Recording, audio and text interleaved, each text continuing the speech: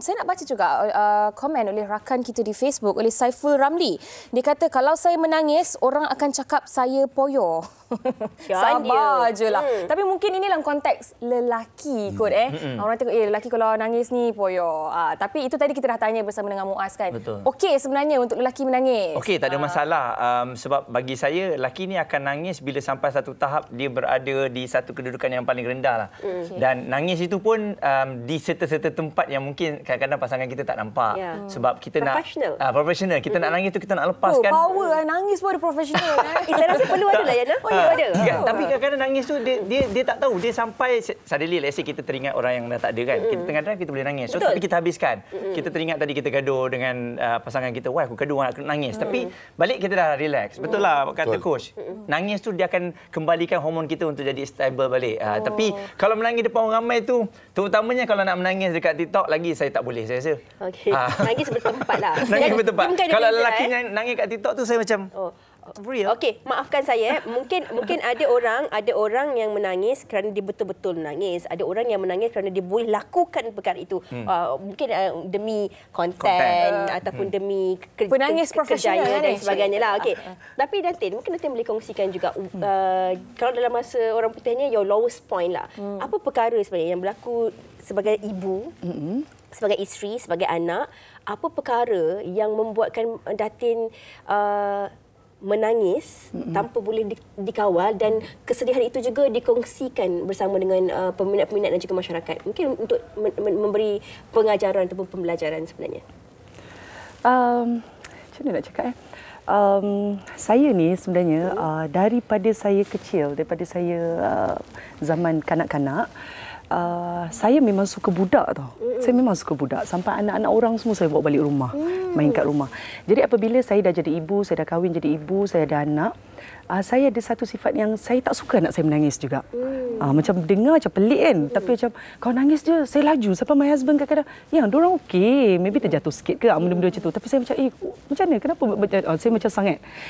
So jadi dan saya seorang yang sebenarnya susah nak menangis. Susah nak menangis sebab saya suka mengembirakan budak anak-anak tu daripada saya kecil, jadi saya nak happy je kan. Jadi bila saya dengar menangis, apa lagi yang berlaku dekat dunia sekarang ni, itu yang membuatkan saya punya sensitif tu tak tahu datang daripada mana, sebab saya seorang yang susah menangis sebenarnya. Sampai husband saya cakap, susah nangis ni, susah macam tu. Dan saya pun tengok husband saya, dia bukan yang senang menangis, mudah menangis. So kita ni sama.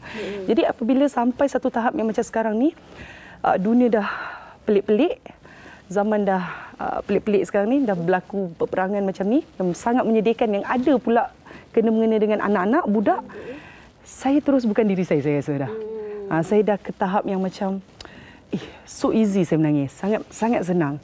Dan sebenarnya saya tak menangis pun depan suami, depan anak-anak kan. Tapi saya menangis belakang. Maknanya macam 3 pagi saya bangun, 4 pagi, lepas tu saya tak tahan. Kadang-kadang nak tidur pun menangis. Saya tak boleh. Tapi pernah tak berlaku episod-episod genting dalam hidup yang membuatkan Datin rasa macam, ya Allah, susahnya nak melalui fasa ini? Saya tak pernah, sebab kalau nak cerita zaman muda, zaman bercinta monyet dulu pun, saya tak menangis. Saya happy je, macam putus, okey, fine. So macam tu. Cantik pula macam mana? Kan? Tak, saya alhamdulillah. Masya Allah, alhamdulillah, syukur pada Allah, bukan nak cakap besar kepada alhamdulillah. Saya tak ada menangis kerana lelaki. Tak ada, tak pernah. Even my husband, he's a very, alhamdulillah, he's a very good husband and a good father. Saya tak pernah nak menangis, nak merayu dia suruh buat benda ni. Tak. We are very, alhamdulillah, sangat mudah. Perkahwinan tu tak ada nak menangis sebab benda-benda macam tu, tak ada. Cuma saya pernah menangis sekali bila dia akad nikah, saya macam, saya dah jadi isteri orang ke macam tu. Itu je.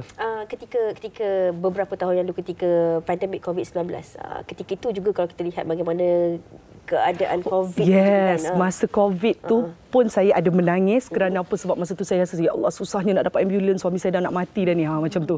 Saya I can't imagine if dia pergi, anak ramai macam mana, saya tak dapat bayangkan husband saya tak ada, sebab all kids rapat dengan dia, so saya tak dapat bayangkan, ya Allah, betul ke saya nak kehilangan husband saya tak bersedia waktu tu.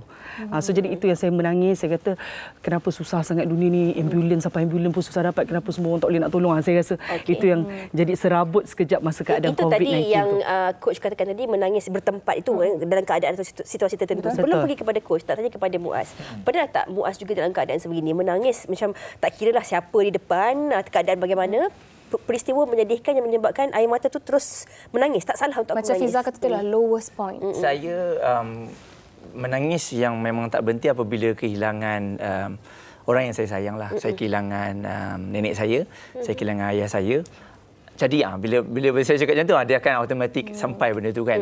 So saya rasa itu momen yang paling menyedihkan untuk saya lah. Yang saya nangis tak berhenti, tapi sampai satu tahap tu saya keluarkan betul-betul. So sampai satu tahap tu saya kena kuat bila saya tengok mak saya tengok adik-adik saya yang lain. So automatik dia sekali jalan dia lepaskan tau. Tapi bila kita lepaskan sesuatu dengan redha, kita tahu dia lebih disayangi, automatik saya rasa saya akan nangis waktu tu je. Tapi setiap kali bila suddenly benda tu sampai, saya teringat ayah kan, dia akan nangis sendiri. So nangis sendiri tu pun kita sendirilah yang nangis, dan kita tak kongsikan ke orang apa semua kan. Jadi saya rasa itu momen yang paling saya sedih lah, sebab ayah saya pun meninggal akibat COVID kan. So waktu tu kita tak duga yang pakcik saya meninggal yang paling awal. So setelah setahun lebih ayah saya pula kena. So kita dapat tengok last kali memang lambaian dia waktu dia kata don't worry lah, okey lah. Sepatutnya dia balik masa tu kan. So suddenly tiba-tiba paru-paru dia tak berfungsi and tiba-tiba dia meninggal. So saya rasa tu momen yang paling saya ingat lah, yang memang menangis. Kesedihan yang Muaz rasakan ketika ini saya kira bukannya sampai kepada saya tapi juga kepada penonton-penonton. Ini yang kita katakan tak salah untuk menangis. Betul. Ada setengah kadang kita ni kita terpaksa mengawal perasaan dan emosi kita kerana kita perlu mengawal keadaan dan situasi. Tapi coach, mungkin coach boleh kongsikan rumusan tentang tak salah untuk kita menangis ini. Dia menangis ni adalah fitrah. Menangis fitrah. Saya pun menangis. Saya pun menangis sebab bonda saya meninggal. Arwah ibu adalah yang amat rapat dengan saya. Dan dia meninggal sampai sekarang pun. Kalau tiba-tiba kan kat Facebook ke apa keluar muka dia terus tersentuh. Itu fitrah. Sebab tu bila sebut dalam perkara ini sebenarnya dia akan mengambil kira dua faktor. Dua pihak kena ambil kira. Pertama, pihak orang yang menangis. Nak menangis. Menangis. Namun kena ada had, itu penting. Dan satu benda yang menarik juga, bila menangis sebenarnya ada satu mekanisme untuk cerita ke orang, sebenarnya aku perlukan support, aku perlukan sokongan, aku perlukan dokongan.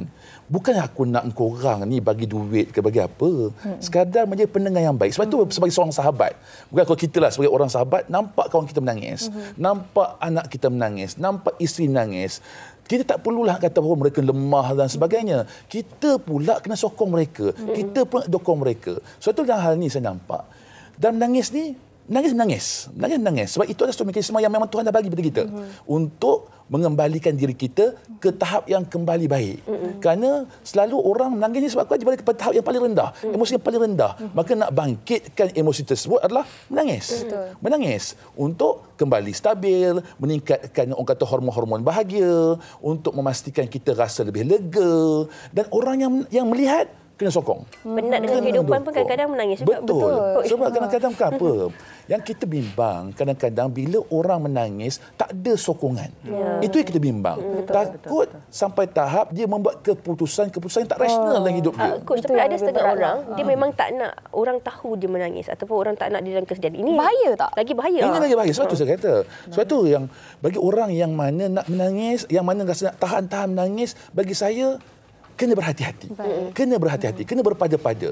Sebab macam saya kata tadi lah, bila sahaja menangis, kita ni ada dipanggil stacking. Maksudnya benda tu dah bertimbul perasaan, tiba-tiba burn out. Tiba-tiba kita depress. Tiba-tiba kita bunuh diri. Yang ini yang membimbangkan. Sebab tu kalau nak menangis. Dan kalau tak menangis pun, cari kawan untuk luahkan. Cari orang diary. untuk luahkan. Diary.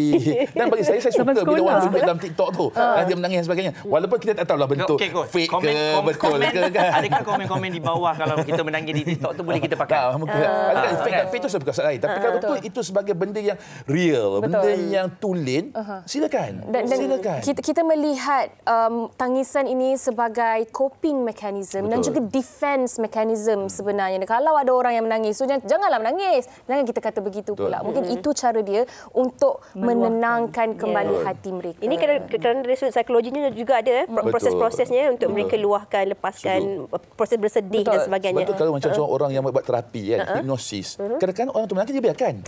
Dia biarkan, cuma sekali dia tahan untuk buang dulu.